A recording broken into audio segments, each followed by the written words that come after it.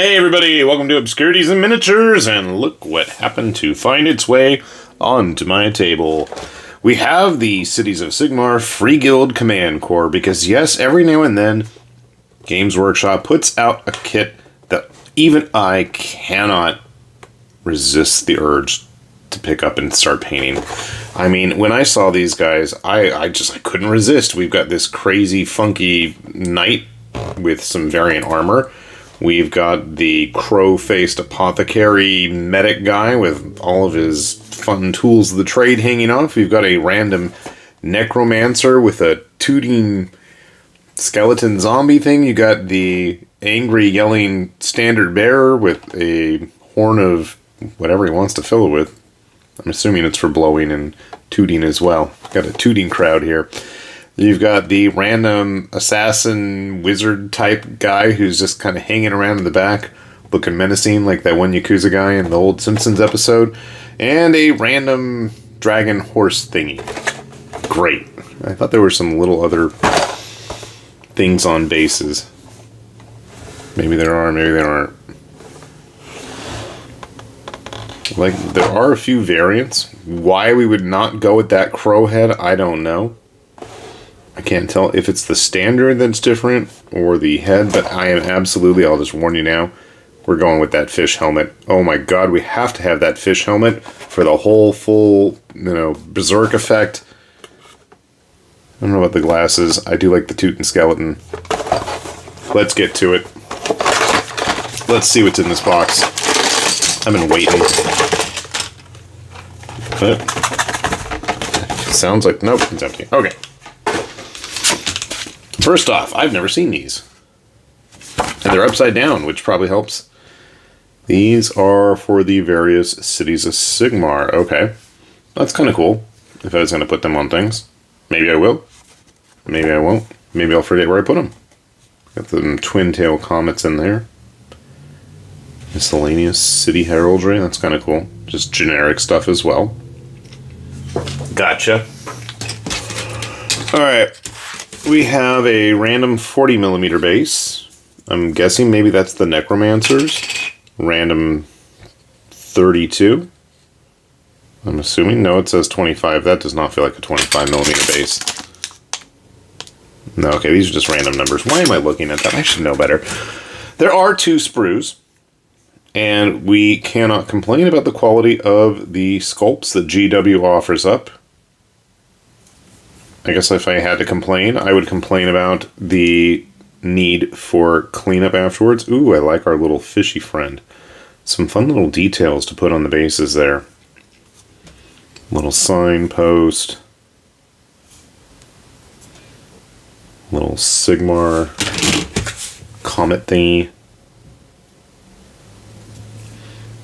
Now, will I own another little friend to put on the base? Will I own an actual Sigmar army of any sort? No. No, I won't. But I have been tempted by those Fusiliers, I must admit. With their shields with the little rolly wheels on the bottom of them. Definitely a nice looking kit.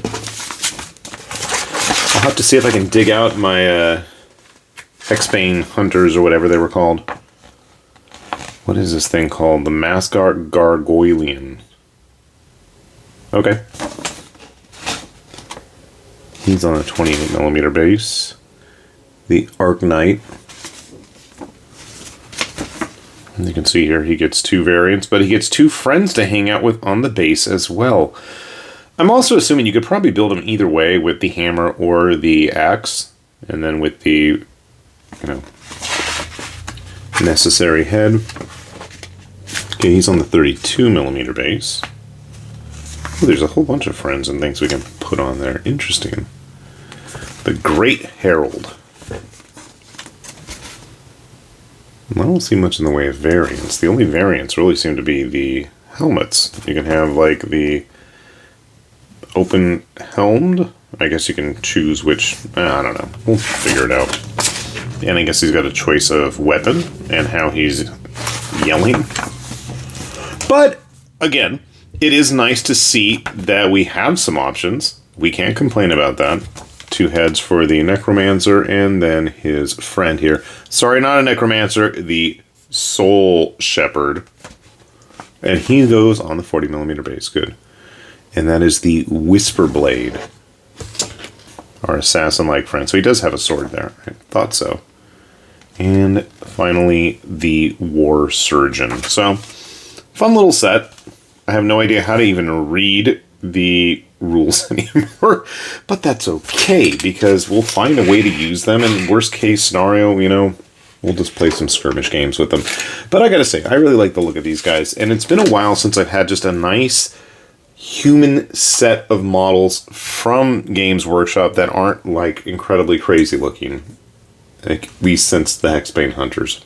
So, without further ado, let me get these put together. We'll see how they turn out, and we'll grab some GW humans to see how they all stack up. So, sit tight. Alright, well, I don't know who put these guys in charge of the Freeguilds and all, but I gotta say, I'm absolutely here for it. Just fun models. And honestly, that's really what I'm always looking for, you know? They have a lot of personality going on here. And not only do they have a lot of personality, but they got a lot of extra little bits I can see people really having a field day with. You've basically got almost your whole stereotypical archetype adventuring party here. You've got, whoa, I'm losing pieces to models I was about to show off. Come back here. Okay, well, we'll talk about that anyway. So the Freeguild Knight guy here, what's kind of interesting is you can see his face, and he's got, like, basically an enclosed helmet. The fish face, I mean, if you wanted to, you could glue it up so you can actually see him, because when it's attached, you really can't see anything in there. You can see he's got the fish scales that I need to clean up a little bit better, with the tridents on the shoulder, as well as I went with the hammer rather than the axe, which is kind of nice. The axe is completely separate set of hands.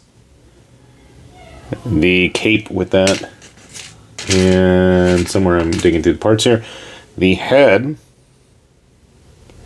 are all totally separate. So if you wanted to use these for custom parts, go at it. He's also actually supposed to be standing on this little sign. You can see here with just a little bit of extra basing materials, he's pretty stable and sturdy without it. Does it make it better?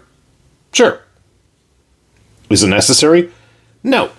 Could you use it for some kind of other Mordheim-ish character or whatever kind of adventuring group? I mean, personally, I'm going to probably bust these guys out for like 5 leagues in the Borderland or something. And I've got my dog's hair on that. Cool. Our quite tall assassin type. It looks like something's supposed to go there, and I don't think there were any other parts, but now I'm wondering, maybe there were, and I misplaced them.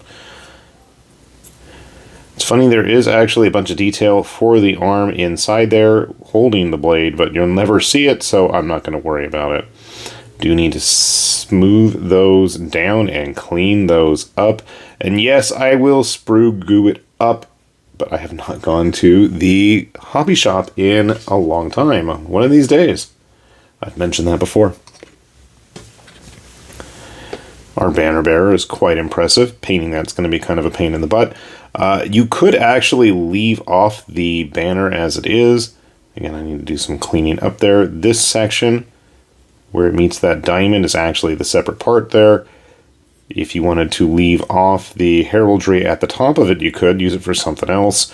We do have some options on both his face and the crest on the helmet, as well as where his hands are placed. And if you wanted to replace the warhammer that I have on his back here with an axe, that is an option as well. Again, we got a lot of fun little extra bits here. I'm sure that can find a use somewhere else. We've got our Totally Not a Necromancer busy chanting away while Mr. Skeletal is tooting along. You can see here there are going to be contact points with his smoke from his sensor, but I've just got it all blue tacked onto the base at the moment, and definitely going to need to clean some spots up better. So these are definitely modern, quote-unquote, GW kits in that they have kind of a weird combination of how they go together. I don't really care for it. I feel like there's often like weird, inconsistent gaps where things are going to have to kind of place themselves later on in the process, and I always feel like I'm going to mess something up. I haven't yet, but I feel that way. And finally, we've got our little best boy gargoyle doggy ready for action. So just a fun little ensemble. And I mean, honestly, I'll be blunt. While I may not use them in an actual Age of Sigmar game, especially the big stuff, I absolutely could see myself trying to find a use for them in smaller scale stuff. I think they'd pair well with some of the characters from like Cities of Sigmar. The Cursed City. I know I was going somewhere with that city reference. Cursed City heroes, I think just they've got a weird eclectic feel to them. Even if they are all Freeguild's members, they just have a very unique style. As I said, the only other really truly modern normal humans I've got are like the Hexbane Hunters guys. And I mean, honestly, I'd see them pairing quite well as a quasi Mordheim warband. I mean, between this set, the Hexbane Hunters, and there's that upcoming Heroes of Hammerhall or something like that. It's got like a new Witch Hunter type dude and another Stormcast guy. I could see that being a really great Mordheim warband. You've got a lot of interesting, very colorful characters on display with that group. Maybe over-equipped, considering what most Mordheim warbands tend to start with, but, you know. We didn't even mention all the fun little bizarre trinkets for base adornments. Trees with skulls, little chameleon thingies. Whatever this Ouroboros looking medieval page filler guy is. There's just a lot of fun little stuff in this set. I mean, honestly, I think for the price, especially in comparison with some of the upcoming kits and some of the other stuff that GW has offered, I feel like I got my money's worth with this set, and I feel like I'm going to have a lot of fun getting them painted up. There's a lot of variety in terms of what's going to be on offer, the colors, the style, the details, and somehow or another, I didn't manage to break anything in the process, so that's always a plus, too. Just curious how they stack up with the Dark Oath stuff. I have a lot of painted warbands for Underworlds, and I have not gotten to play it in a long time. You're not a Dark Oath. I was just curious, our abnormally tall friend here, how they'd compare to like one of the abnormally tall Chaos Warriors as well. Man, I don't know. So, hopefully we will see these figures painted up in the near future, and if you want to find out, keep an eye out for those Monday videos on this channel. We often at least try to post stuff every Monday with what gets painted, and I do tend to be quite a busybody when it comes to that, so hopefully if you're curious, you'll see those, or you'll see something else that catches your eye in the near future. And with that said then, this has been High Lord Tamberlane with Obscurities and Miniatures, saying thanks for watching, and we will see you back here soon. Bye-bye!